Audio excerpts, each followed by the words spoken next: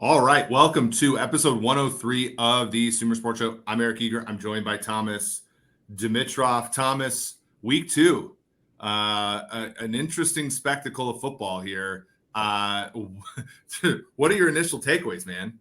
Look, my initial takeaways are Dr. Eager in two different NFL venues in the same week within 3 or 4 days? I mean, you were in Philly and you were in Mercedes-Benz at Atlanta. Two amazing games to watch, I thought. Well, one. I know. I was so blessed. Thursday we had obviously Quasey is one of our friends, and he was, and Zach Drapkin works for the Eagles, and then also because it was Thursday night, they do the analytics.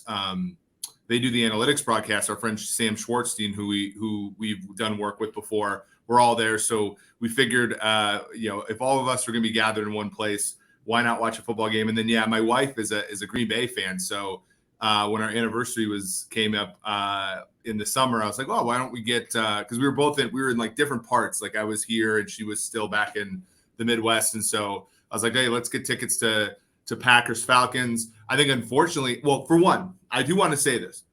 When I walked into Mercedes-Benz Stadium, there was a very, very palpable Thomas Dimitrov vibe there.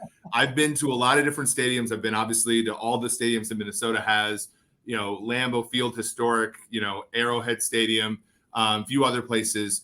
And I got to say, Atlanta had a completely different, in a good way, vibe to it. I was blown away. The fans were great, of course. I had no dog in the fight, so I was just watching football. So I was kind of observing things. And I thoroughly enjoyed that game. And I was like, there was a big part of me, and maybe I'm over-indexing, but I'm like, dude, Thomas had some influence over this. So thank you for a good time yesterday. Well, I'm glad it worked out well. I mean, I was driving back in that part of the game from Chapel Hill. I was with my wife. Her daughter's up at UNC. And I was being the madman on the phone, right? Doing whatever I needed to do to check in and see what was going on. And that game was back and forth. I mean, kudos to Arthur Smith and the Falcons, the way that they came back. I didn't think they were going to have a chance to do it. I thought it was a gritty showing. I mean, again, the run game is doing their thing. Look, Desmond is going to be making his way, right, as he did. I saw the quotes from Arthur Smith after where he said, this team believes in Desmond Ridder. So, time will tell.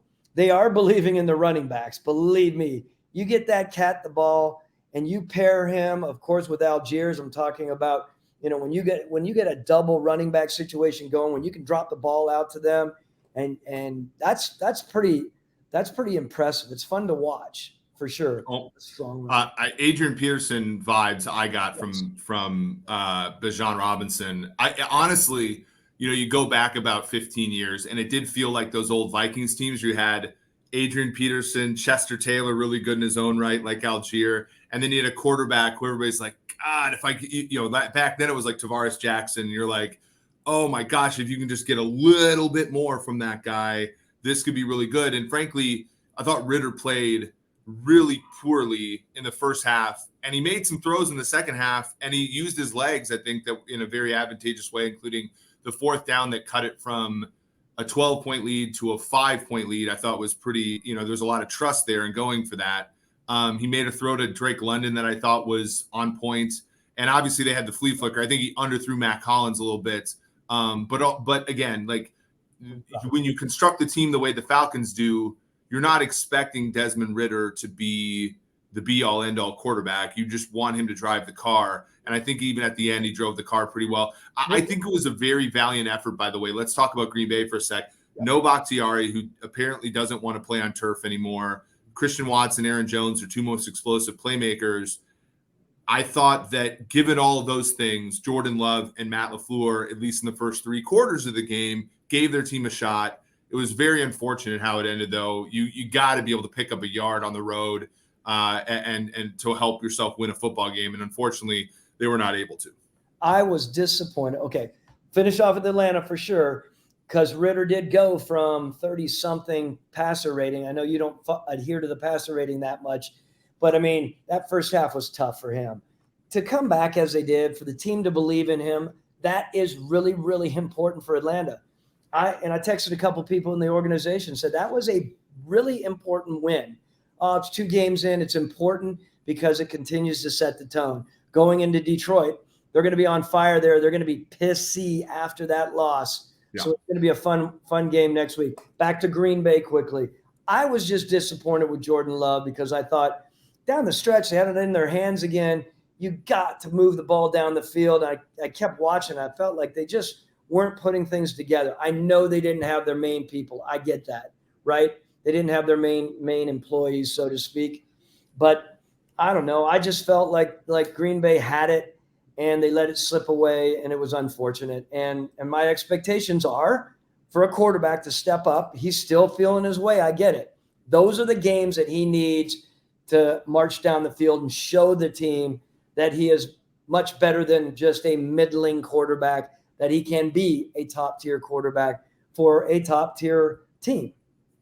For sure. And you see it with other guys. You see it like yesterday with Mahomes. Again, that offense didn't have their best stuff, and he was able to make some plays down the stretch to sort of seal a victory. You see it all the time with guys like, Josh Allen and Justin Herbert. We'll talk about him in a little bit. That's a little weird, right? But you're right. I mean, I think at the quarterback position, you got to be able to rise above those things, and you got to make it so that you can't blame it on an AJ Dillon. You can't blame it on something like that, because ultimately it's all on your shoulders as the quarterback, which is interesting. Now, just briefly because we will talk about tonight, it was a huge win for the Falcons because Tampa Bay, I think surprisingly, is 2-0.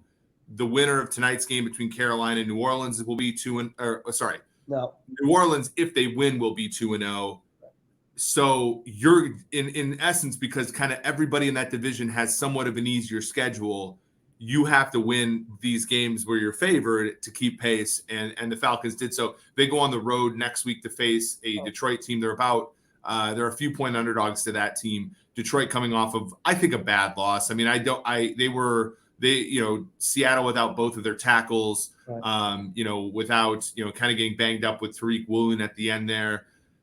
Really good effort by the Seattle Seahawks to come out of the road with a win, especially how they looked against the Rams. That's obviously the mark of a great coach, and Pete Carroll is a fantastic coach. I thought Geno Smith rebounded really well from what was a really bad first game.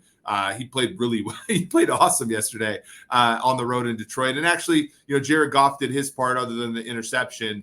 It was just a good game, and it was good for Seattle to get out of there. A lot of 1-1 teams now in the NFL, Thomas. What do you think about that when you think about, some of the teams that have been able to sneak out 2 wins, or some teams, I want to talk about the Chargers next year, the teams that have struggled out of the gate to 2 losses. It's not necessarily the end of the world when a lot of teams who look good in week 1 regressed in week 2 and vice versa. Look, I'm raising my hand to stay on Detroit for a minute because you're jumping around. Not that you're jumping around and I can't follow, but I mean, just on Detroit. Jared Goff, I was impressed. I loved how he was moving around. He was moving around to his receiving core. I mean, continued to see them make legitimate plays. I think the fan base, of course, are believing in them. It was just tough. In the end, Seattle steps up and does what they need to do, to your point. It was great to see that. The Jared Goff interception, how many of those interceptions did I feel like we saw this weekend? This is really, really important. Well, and we will get to Baker Mayfield here in a minute because I want to raise my hand and give you some kudos on that as well. Detroit, though, again, that hopefully is not the beginning to Jared Goff starting to get rattled a little bit, because I was just really impressed with how he played the game up to his big mistake, of course. Yeah, I think it was over 400 pass attempts between interceptions for Goff. And it wasn't even – it's kind of funny because I think we all give Jared Goff a little bit of flack as kind of a caretaker quarterback and kind of a middle-of-the-pack guy, which I think all of those things are true. But he was being aggressive down the football field and still avoiding those mistakes. But it just shows he made one mistake, and that game goes to overtime, and all of a sudden that team doesn't nearly have the slack that they think they have, right? When you go months on end without an interception, you have a margin of error that is realistic. And when you don't, the game gets a lot fairer for you, when you make those mistakes. And so I think that Lions will be fine. I think if you were to say going into it, you have Chiefs, Seahawks, 2 playoff teams last year in weeks 1 and 2, come out of that 1-1. I think most people would say that's an okay start for Detroit. Disappointing knowing how it happened, but ultimately not a terrible outcome. I think terrible outcomes would be the Chargers right now, who lost a very close game at the buzzer to the Miami Dolphins a week ago. A Dolphins team that I think is pretty impressive. I think Mike McDaniel, certainly knows what he's doing and is putting on a clinic of coaching and offense right now. But then they go to Tennessee, a team that, is, feeling their way, let's just say, with injuries and younger players kind of all around, especially on the offensive line where they don't have a lot of true talented players. The Chargers blow a lead. They have to claw back and force overtime before a field goal by the Titans puts them at 0-2. They go to Minnesota next week, another 0-2 team. Chargers on the road, probably in a must-win environment next week. I think it's going to get tense in Los Angeles, man. I mean, Staley has kind of been under the gun, a guy that I think some of the criticism of him is unfair. I think some of the praise of him early might have been a little bit premature. So he's by the media side on the hot seat, a better roster than 0-2. And I got to ask you, what do you think as far as their strengths? Because this is a team that should be better than this, and it just gets harder for them. Better roster for sure. I mean, defense is where they have to step up and be who they're supposed to be, right? I mean, that's going to be a really important thing. And back to Miami for a minute. You bring up Mike McDaniels, right? I couldn't let this go. Last night I'm listening to Chris Collinsworth. He literally put Mike McDaniels and Bill Belichick on the same wavelength as far as their ability and their mindset of teaching fundamentals. I could not believe that. So everyone jumps on the bandwagon here and there. And I like Mike. And yet it was funny because I was also watching Mike run across the field to shake hands. And I knew that was going to be a very cold interaction. And I could tell it even looked like Mike was nervous to come across and shake Bill's hands. Not nervous in the sense of, nerve wracking, but just like, here we go. I'm going to shake someone's hand who really doesn't want to shake my hand at all. And probably doesn't, think of me as a guy who's put the time in. But again, Chris Collinsworth, what do you think of that? How do you really take, I would say, one of the very best, if not the best in the history of this league? And by the way, I was listening to Mike Lombardi's new book, Football Done Right, and he lists the top 10 coach. Oh, talking about books, right? Is that what by the way, this comes out tomorrow. If you order it today, you'll get it tomorrow. Is anyone reading it for you? I got a 5-star review. I have one for you in the mail, Thomas. I just had to come out. It's is there a narrator? So. Is there a narrator? Do I have to actually? Oh, I'm sorry. No, I mean, it's more like you have to code along with it, right? So okay. It's not a great, When we write our book, Thomas, we'll be able to audible it so that people, scouts on the road, can listen to it and all that kind of stuff. Well, look, Mike Lombardi lists his top 10, although he was going down. He gets to Bill Belichick at 3. Do you know who number 1, number 2, and number 1 were? Okay. Is Don Shula one of the top 2? Not at all. It is Lombardi. Vince okay. Lombardi. Sorry, I was thinking Mike. Mike, by the way, is not related to Vince, but it was Vince Lombardi, and number 1 was Paul Brown, which I don't think that Bill Belichick would have an issue with that one bit. He might even have told Mike Lombardi, who, by the way, they're good friends, don't put me at the top of those 2 guys. It's almost heresy or sacrilegious. So look, the reality is I do think Bill Belichick is the best in modern history. And I think he could go toe to toe with those guys in a heartbeat in certain ways, of course. So that's how much I believe in Bill. And when people start talking about Bill going somewhere else, we don't need to get into that topic right now. The idea of him going somewhere else, I just don't think that there would be 10 plus teams waiting at his door to find out if he'd come on board with them. That's all. Yeah, it's like when Andy Reid got fired by the Eagles right after going 4-12, and the Chiefs were like literally at his door the next day. And obviously the Chiefs have had nothing but winning seasons in the 11 years with Reid. I think the thing. So my opinion is Belichick's the best of all time. I put Don Shula up there a little bit because, like, did you Don Shula is something like 15 games over 500 in his career with a backup quarterback. So you like Earl Morrall, Scott Mitchell, guys like that. I think Don Shula obviously that's the record that Belichick is chasing right now as far as career wins. I think Belichick is a guy that evolves. Now, I do have a little bit of a concern sometimes with the 4th down, 2-point conversion stuff. I think he's maybe a little bit different than kind of what the math would say. But you watch last night's game and you look at how the Dolphins moved the ball or didn't move the ball versus how they move the ball against everybody else. And you can tell that Bill Belichick has such a massive influence over. And I think that's where Mike McDaniel is rushing over there because he knows. And here's the thing. 2 years ago, all the media could talk about was how brilliant Brandon Staley was. Hey, here they move coverages around. They got the Chiefs befuddled. They all this kind of stuff. And I think if Mike McDaniel's self-aware, and he seems like a really smart dude, he knows that it's going to take, he's probably even a bit bashful when they start talking about him in the same breath because he knows Belichick's not a genius because he shut down that Rams team in the Super Bowl in 2001. He's not a genius because he got 10-6 out of Matt Castle. He's not a genius for any one of the things he's done. He's a genius for that he's done it for 20-something years straight and had teams in the conference title game for a decade straight. Obviously, the 6 Super Bowls are amazing. And I think that every other coach needs to show that before we sort of get anywhere. And this brings up another point because I really want to hit on him on this point. Ryan makes a great one. The Dallas Cowboys so far are plus 60 in point differential. You and I talked about this on the show. Mike McCarthy is not regarded as one of the best coaches in the league by the media. In fact, I think by some of the sort of more hipster intelligentsia, he's considered people think he drags the Cowboys down. And I'm here to say, I could not reject that notion more. This Cowboys team is talented, don't get me wrong, but they're prepared.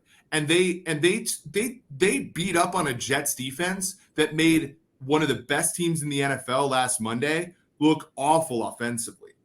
I like, to your point about Belichick and why, again, it's probably premature to call Mike McDaniel like the next coming. It's like, it takes a long time. You have to see the league's left hand and beat that after you've beaten the right hand before, right? And every time, like Belichick has done the 3-4 when no one was doing it. Then he did the Adalius Thomas stuff. I know you were there for that. He's beaten the league 18 different ways. If you can beat the league one way, that's awesome. But the league's not going to let you continue to beat it the way that you've beaten it the entire time. And Belichick's genius, and to a certain extent, Mike McCarthy's, are due to the fact that they're able to evolve and they're able to win under many different circumstances. Let me interject here, if I may, and let me draw a parallel. In the academic realm and in mathematics, your expertise, how important is it for you to tap into the history of mathematics when you're working on anything? I would assume very, very important.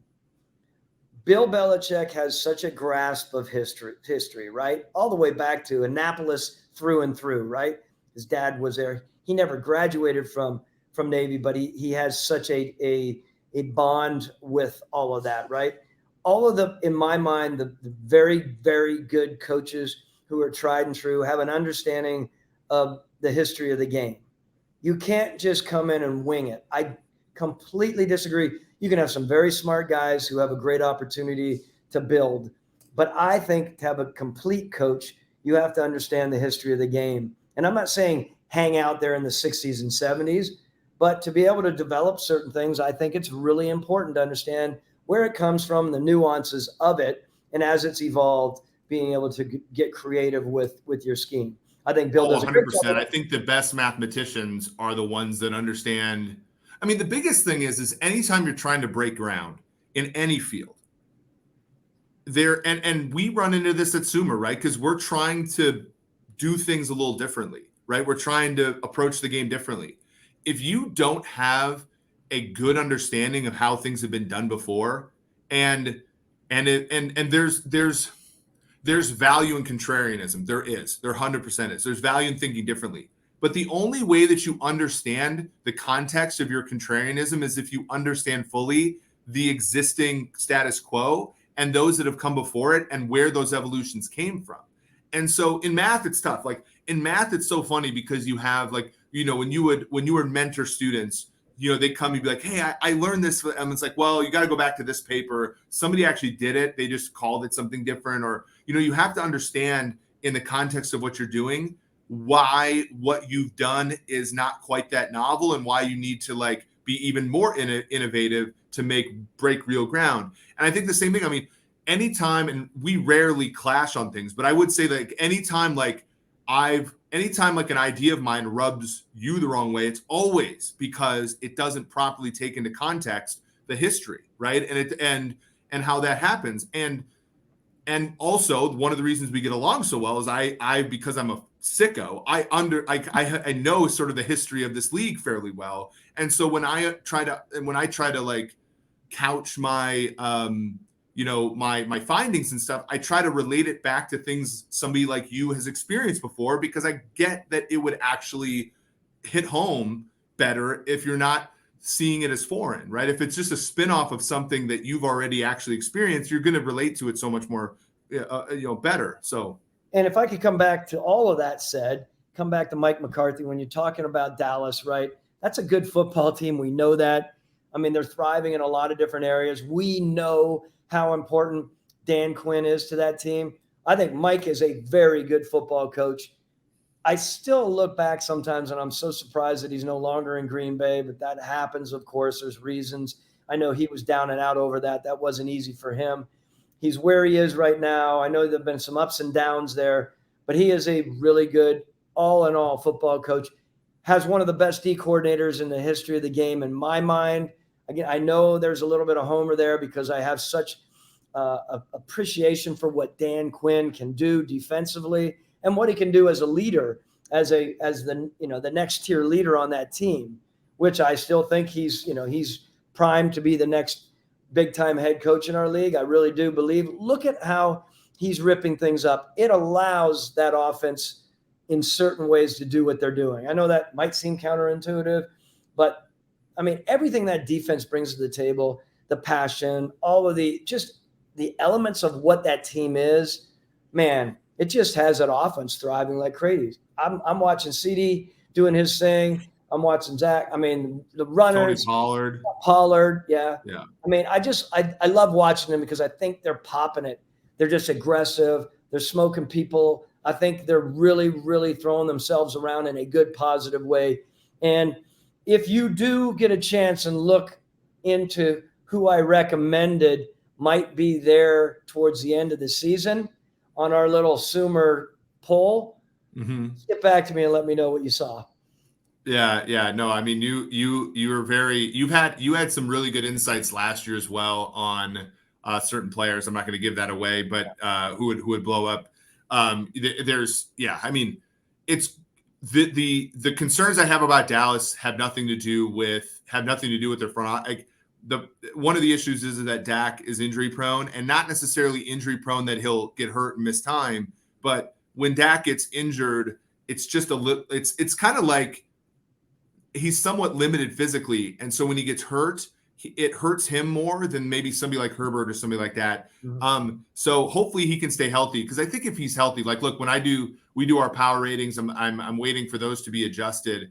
I think Kansas City numerically will still be the number one team in our power rankings. But if I were doing power rankings just based upon what I've seen the first 2 weeks, Dallas is the best team in the NFL right now. And it's I think a testament to everybody in that building, and it shows a lot of strength too. They hired John Park and everybody in that front office to add to that an analytical element to it. Not that they didn't before, of course, but I think that they built their team out pretty strongly. So right? I'm so happy to see where they are. Eric, a complete team. That's why you're watching it. It just feels it feels complete. And by the way, Yeah. I just got texted, this is not beer. This is kombucha. So I don't want people thinking I'm drinking beer on the Sumer. You and Michael Floyd might fail a drug test over kombucha if you remember that story. Yeah. Okay, the last one, I do want to talk Tampa Bay. Here's a couple things I think we missed on Tampa Bay. Okay. Todd Bowles took over that head coach job. Okay, let's back up even further. The weekend of the conference title games last year, Tom Brady retires. Mm-hmm. Then a month later, he unretires. Then a month from that, Bruce Arians retires or moves into a different role, and Todd Bowles is the head coach. I think we all realize that Todd Bowles in New York didn't have the best of luck. He got, the Geno Smith injury. He had, some of his players got old quick, and Todd Bowles didn't get a great shake. Todd Bowles had a brilliant performance in the Super Bowl against the Chiefs. I think we all had high expectations for him last year as the Bucs head coach. They win the division, but it's a little off. They lose Brady. They come into the season with $75 million in dead money. They're starting Baker Mayfield at quarterback. The betting markets say they're a 6.5 win team. Now they're 2-0. I think people expected them to win yesterday, but no one expected them to win against Minnesota. Todd Bowles having a normal offseason as the head coach, I think, was underrated part of this. And I think that Todd Bowles is a better football coach than the market baked in there. I think Shaq Barrett. I think that the two linebackers they had, Levante David and Devin White, the corners, the safeties. It's a good defense. And Baker Mayfield has simply not made the kind of boneheaded mistakes yet that hurt him when he was in Cleveland, Carolina, and LA. I don't know how long it lasts for them because, like you said, like $75 million in dead money, they don't have great roster depth. But as long as they're not injured, I think this team is actually going to be fairly feisty. And I've earned a little bit more respect for Mayfield and Bowles than I think I had at the beginning of the year. And I can now see why. I can see why they're 2-0. And I do want to give them a pat on the back because I'm pretty impressed with where they are. Obviously coming into the season with lower expectations and people scoffing at the Mayfield decision with Jason Light's decision to go in that direction. It's fun watching them. I mean, look, I'm raising my hand, like I said to you earlier. You've been behind him. I think being within an organization in Tampa in that situation, saying, screw everyone out there who is being negative about him and the organization, and let's just let it go. That's what I feel like they're playing like, right? How many times did he hit Evans? I'm just trying to think. Like, I felt like he was on the dial, right? Just Baker had a swagger about him yesterday. And like you said, how long does it go? But they're in a division that they can survive in that division and they can thrive in that division, right? That's not the division back in the day where you had 4 legit quarterbacks popping it all the way through, right? So they could take it home before you know it. They're sitting at the top, battling for the top of it. That's right. You think about your Super Bowl year, even the year after, where you guys, of course, were Super Bowl contenders, and you had New Orleans as a Super Bowl contender with a great offense. Yep. And even when they had those 7 and 9 years, they had a great offense, so they could beat you at any game. Then you had Carolina, who was feisty with Cam Newton, and then Tampa Bay had Jameis, and that was like they could do, those Jameis Bucks could beat anybody or lose to anybody. Right. Now that division's a little bit more contained, where they're all kind of the same. And and that NFC, look, Minnesota was a 13-win team last year. Now they're 0-2. Everybody in the NFC North is 1-1 or worse. The NFC West, the Niners are a house, but we don't know what the Rams are doing necessarily. Are they rebuilding? They've been competitive for 2 straight games. Seattle's was very good yesterday. The Cardinals are rebuilding, but then the NFC East, it's like the Giants were losing by 3 touchdowns to the Cardinals yesterday. And the last team I do want to talk about. So let's move on from Tampa Bay briefly before we preview tonight. I know I'm all over the place. Eric Bieniemy coached his ass off yesterday. Yes. I was so impressed. So full disclosure, like we have models at Sumer and I'm kind of like documenting how they're doing and everything internally. And one of the biggest discrepancies between us and the market yesterday was Washington against Denver. Nothing against Denver. But I thought Washington was much more underrated. They have a great defensive line. They have good defensive backs, great weapons, an okay offensive line. And it looks like Sam Howell is getting something. They're getting something out of him from Eric Bieniemy. He was fantastic yesterday, and they got behind 21-3. They fought back. They hung on to the lead at the end. It was kind of a fluky Hail Mary, and then they held on with the 2-point conversion. But I think that whoever hires Eric Bieniemy next year as the head coach, because I think if it continues, it's a no-brainer. Like, you can't pass this guy over twice now, right? If he continues to coach this way with a guy who's not Patrick Mahomes, it's going to be a slam dunk. And goodness gracious, they moved the football yesterday on a Denver defense that isn't bad at all. So let's backtrack there for a half a second. You said pass him over twice. I mean, this guy has been passed over 8 to 10 times, right? I know what you're saying. I'm being a little facetious about it. Like, look, if that happens, if he thrives with this team, with a guy like Sam Howell, who's doing a damn good job, as you mentioned, for a guy who's been, perceived as being lower than the middle. I mean, I think he was coming out in the early recommendations or the early projections as maybe the bottom 2 or 3 or 4 quarterbacks in the league, right? So he's got a little edge, just like Baker does in a different way. Some of these other guys do. Like, wait a minute, I'm going to come and I'm going to play. I'm going to be the competitor that I am. I'm going to run when I need to run, and believe me, he will run. I'm going to pass the damn ball with alacrity, and I like that because that's what he does sometimes. There's something about him that's impressive.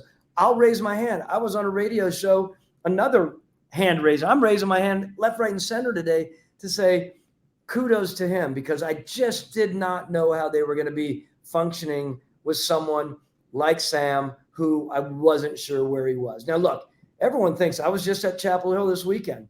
I mean, that fan base there loves him. They loved him, right? They bring in Drake May to come in to, be the next, the incumbent or whatever. And they still talk about Sam Howell there, right? They have such fond opinions of what he can do. Yeah, there's a study I kind of want to do, and I think some people have done this in various ways, but when a quarterback does really well early in his college career and then loses a lot of support and then struggles later, relatively speaking, I still want that over, and I'm not trying to drag Desmond Ridder, but like Desmond Ridder started out kind of poorly and got better, right? And when your best seasons are when you're older in college, I think that it's a little bit more of a red flag because you're physically more gifted than some of the other players. You're kind of in your physical prime. Whereas a guy like Howell, if you looked at the betting markets 2 years ago, he was the favorite to be the number 1 overall pick for moments in time. And then he just struggled his final year in North Carolina. You took away Javonte Williams. You took away the guy that Bieniemy Brown, who's now playing with him in Washington. You took away Michael Carter. And all of a sudden it's not as easy. I'm like, yeah, but he did produce back then, like same thing. Justin Herbert, Jordan Love were also guys who produced better earlier in the Brock Purdy, if you turned his college career upside down, it would make more sense. He was better early at Iowa State than he was at the end. So I think that's again, a testament to Eric Bieniemy. When I said twice, I mean, like, I'm saying when you pop up once, that's kind of your one shot, and then it kind of dissipates. He's popping up again, and I hope he obviously can capitalize on it. And all of that said, and all of our lauding, it's still only the second game. Yep. And believe me, I say this all the time. We have some unbelievably smart and creative defensive coordinators out there. I texted Dan and I said, Dan, what, do you think you could do with 2, 3, or 4 of these guys, these quarterbacks that, that you haven't played and you're not going to be playing this year? I mean, those veteran D coordinators love that opportunity to run roughshod over some of those kids. And when they thrive, it's pretty impressive when they can thrive. What I'm saying is we'll see. We'll see with Ridder, we'll see in Pittsburgh.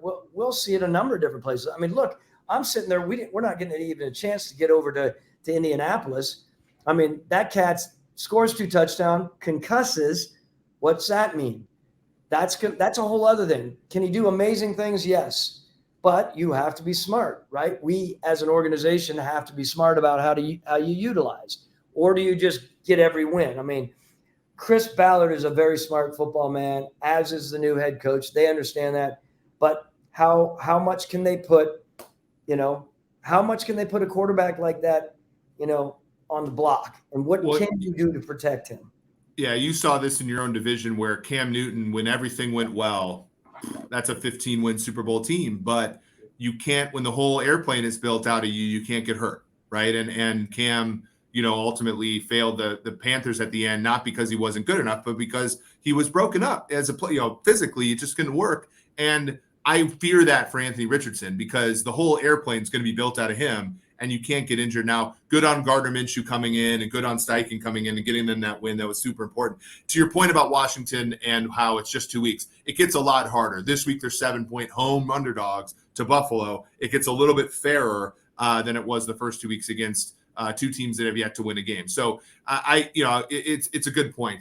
I want to talk about tonight briefly. I want to first, though, give a little bit of love to our folks that are running the Sumer Sports Twitter account. Thomas, I'm going to put this up on the board here.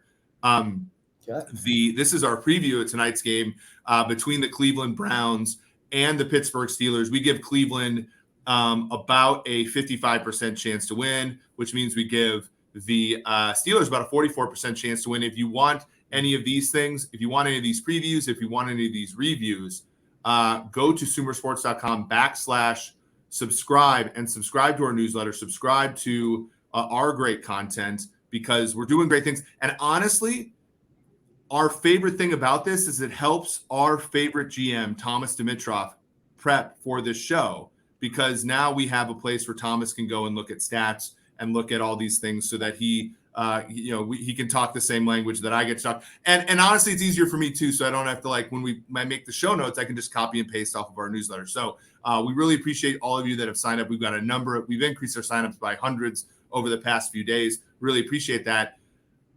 This is a game I'm really interested, Thomas, because Cleveland was really impressive at home in the elements against Cincinnati. Pittsburgh was the opposite of that at home against the San Francisco 49ers. Now you get another week's worth of data in, and Cincinnati appears not to be that team that's gone to 2 straight AFC title games. Burrow's injured. Do we need to maybe grade that Cleveland win on a curve? And furthermore, the San Francisco 49ers, again, in a win on the road against Los Angeles, showed that they're one of the best teams in football. Do we need to maybe give Pittsburgh a little bit of slack after getting blown out in week 1 by them? I'm intrigued by this game. This game is interesting. I think it comes down to, okay, first of all, let's talk Kenny Pickett. I'm going to throw it over to you back for 10 seconds. Do you think he's better than Desmond Ridder? I think yes. Okay. Do you think he can carry the Pittsburgh Steelers into the next wave? No. No. You don't think I think he's got to be a driver of the car. I don't think he can be the car. Okay. Will he save Mike Tomlin in the sense of, I'm not saying Mike's on his way out. I'm just saying he is a really good football coach, but there's all this banter out there about what this team can do. And I'm curious. You think he's solid? You think he's a 5? Yeah, I think if you build a good team around him, you could win, and I think you could win a Super Bowl with him. I think, though, that once if he were to have success like that, and he started making Burrow money, I think you'd start to see the results decline because you can't build the rest of the team. I think he's kind of in that tier. I think he's more in like the Cousins, Goff, Mayfield, and that's a wide tier. But I don't think he's like Matt Ryan. I don't think he's like Matt Ryan or better, right? I don't think he's like that. I think he's talented enough to be good enough to win with, though. You think he's right in the mid-pack, or eventually will be mid-pack? Look, whether people argued whether Matt was 7, 8, 9, and not 5, 4, 3, you can win with good quarterbacks in my mind. I just do not believe in today's NFL you can win with, again, semantics here, with adequate. So somewhere along the way, that adequate quarterback, whoever that may be, I'm not even talking about Kenny. Kenny's young. If they dabble over in the good area when they need to be good, then Super Bowl is in their plans. If you're always adequate and you can't pull out the big plays when you need the big plays, and you're not consistent with it, and you're consistently adequate or mediocre or satisfactory, that's a tough thing to take it home. You have to have a lot around you, of course. So let me just say this quickly, because I do want you to comment on this from a statistical standpoint. you have a run game here. You have two really good running backs. I mean, this run game on both sides, right? What did Najee? What was he coming into the game? These two guys, I think it's going to be a really cool run game. I think they're going to be dictating what's going on in this game. Can you talk about that from an analyst? I don't think there's a better runner in the entire NFL than Nick Chubb. Like if you just take running the ball, I think Nick Chubb's as good as anybody. Harris last week, efficiency-wise, was fine, 5.2 yards to carry. They just got behind so quickly that he only got 6 carries. He got 2 catches. He's a guy that, Harris is kind of, check me on this if I'm stupid, but he kind of reminds me of Eddie George, where it's not explosive, right? Eddie George was never explosive, but I don't have a problem giving him 300 carries. I know he's durable. I know he's tough. I know he's going to pick up the blitz. I know he's going to be that guy. So I think a lot of people in the fantasy football communities don't like Najee Harris because he's kind of meh from an efficiency standpoint, but they can give him the ball a lot. So I like this. Nick Chubb's kind of the, again, efficiency wise, Nick Chubb is kind of like the Barry Sanders-ish kind of guy in this realm, in that he's always averaging 5 yards a carry. Now Barry was his own guy, different, but efficiency wise, whereas Najee Harris is more of that Eddie George type, where it's 4 yards a carry, kind of grinding it out, can win with you, catches the ball in the backfield, super, super well-rounded guy. And yeah, I think the contrast would be awesome tonight. These running backs are going to, how they're going to affect the respective quarterback leading their teams. I just think it's going to be really interesting. Where is Deshaun Watson right now, right? Nick Chubb comes in and rocks the world tonight, and Deshaun's, feeling good and getting into a groove. I think that's going to be really important. I think if they both come to the table, I don't think Najee's going to be a 100-yarder this game, but maybe Nick is, Chubb is. Then we see how they operate. And I think if both quarterbacks are given legit runners in their attack tonight, we know personally it's probably got to go to Deshaun Watson. But it'll be interesting to see how that plays out. Yeah, Watson struggled, but I'm willing to give him a mulligan off the weather last week. The one thing that I think will be interesting is Amari Cooper is out tonight in all likelihood. That means that the best receivers for Cleveland are Elijah Moore, Donovan Peoples-Jones, and David Njoku. That's not what Deshaun Watson's used to, and having Hopkins and Will Fuller and guys like that in his past. So that it's a big test for Deshaun Watson, especially considering they come at you with TJ Watt. Cam Hayward, that's a loss for Pittsburgh, which hurts. Alex Highsmith's the guy that got a contract. He's a good complementary edge player. So it's a great matchup.